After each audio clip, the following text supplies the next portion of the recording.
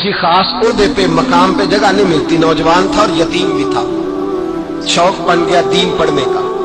मोहल्लेदार इलाके वाले कहने लगे कहां से कमाएगा, ना बाप है, ना माँ है, ना घर है, कहां से।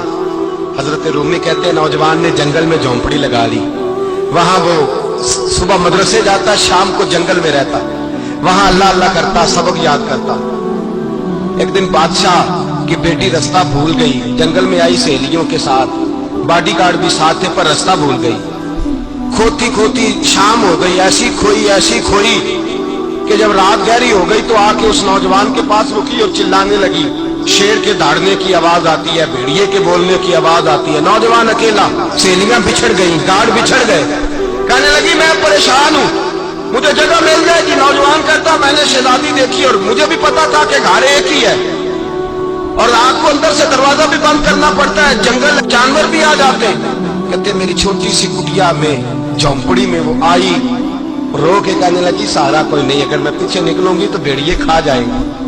कहते मैंने उसे जगह दे दी। अकेली औरत, चिराग जल रहा है, सबक याद कर रहा हूं। मेरे नबी पाक ने फरमाया जहां मर्द औरत अकेले हो तीसरा शैतान होता है। और शहजादी, वो बच्चा कहता है सबक याद करता रहा सारी रात।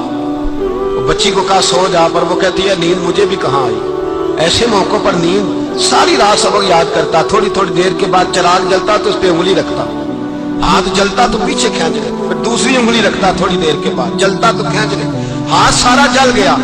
सुबह किरणें चमकी तो कहने लगा चल निकल जा, दौड़ जा, बस बड़ा सब्र का इम्तिहान हो गया, चली जा।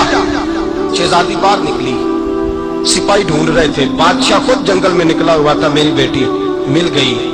बादशाह तन्हाई में जाके कहने लगा बेटा मैं दुनिया को बताऊंगा कि मेरी बेटी खोई नहीं थी, सिपाही साथ ही थे। ये बड़ा मुश्किल होता है, बेटी तो भूल के भी रात कहीं रह पड़े तो लोग जीने नहीं देते, तो बेटा मुश्किल हो जाएगा मेरे लिए। कहां थी? उसने कहा नेक नौजवान के पास। उसने कहा बेटा मैं तो तेरी बात मानूंगा पर दुनिया नहीं मानेगी। अगर उस नौजवान ने किसी को बता दिया कि तू उसके पास थी तो फिर लोग मेरा जीना मुहाल कर देंगे। बेटा मैं मर जाऊंगा, मेरी मजबूरी ये है कि वो कहीं राज ना उगल दे वो नौजवान, उसे कत्ल करना पड़ेगा। औरत ने मिन्नतें की, उस बेटी ने कहा मेरे मौसम को मारोगे, रोई। और वो कहने लगा मैं बादशाह हूं, मेरा अपना विकार है, मैं उसको छोड़ नहीं सकता। गिरफ्तार कर लाए सिपाही। वक्त तय हो गया सदा का। अकेले काल कोठरी में रखा गया, जो उसके खास इतबार वाले थे उनकी ड्यूटी लगाई। बादशाह ने बुलाया तालिब इल्म, आया। औरत कहने लगी, बेटी कहने लगी एक दफा तो बुलाओ ना, एक सवाल बस पर्दे में रह के पूछना है और फिर जो आपका जी चाहे। मेरे मौसम को मारना तो है, तो मर्जी आपकी। सामने खड़ा किया, नौजवान पर्दे के पीछे, औरत खड़ी हो गई। बादशाह बीच बैठ गया। बीबी कहने लगी सारी रात बेदार मैं भी रही, सोया तू भी नहीं। वो जो तू चिराग के करीब हाथ लगा के जलाता था वो समझ नहीं आई।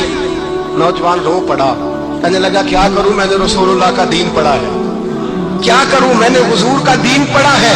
मैंने पढ़ा है कि जानी को सबसे नीचे दोज़ख के सबसे निचले दर्जे में जलाया जाएगा, उसे जहन्नमियों का पीप और रोशा पिलाया जाएगा, गंद खिलाया जाएगा।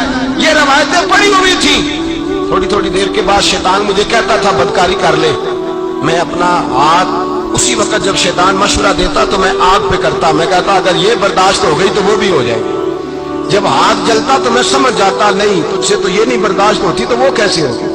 फिर मुझे शैतान मशवरा देता कोई देख नहीं रहा, तुम बुलाने नहीं गया, खुद आई।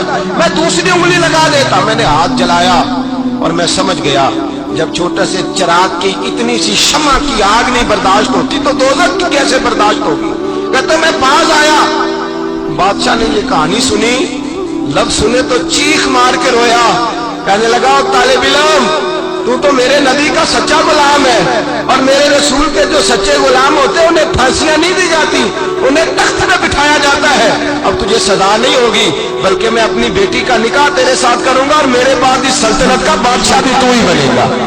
अब वो नौजवान वहां नारे लगा रहा है, कहता लोगों तुम मुझे कहते थे दीन से क्या मिलता है, दीन से तो अल्लाह तख्त ताज भी अता फरमा देता है। अगर नौजवान शर्मो हया वाले बन के रहे अल्लाह सारी इज्जतें दे देगा।